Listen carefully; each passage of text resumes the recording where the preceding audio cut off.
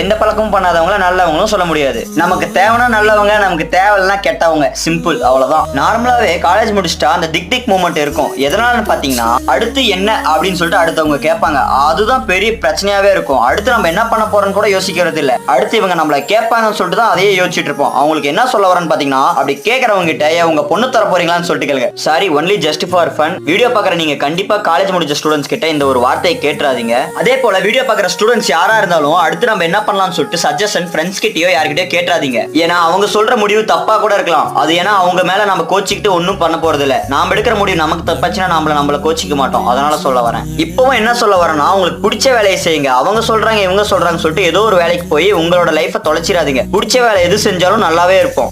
Salary என்னை பொறுத்த வரைக்கும் ரெண்டாவது விஷயம் தான். பிடிச்ச வேலை எந்த வேலையா இருந்தாலும் நமக்கு சேலரி பார்க்க மாட்டோம். மனசுக்கு பிடிச்சிச்சுன்னா பட்டார்னு செஞ்சிருங்க. ஆனா காலேஜ் பொறுத்த வரைக்கும் எல்லாமே லேர்ன் பண்ணலாங்க. லைஃப்னா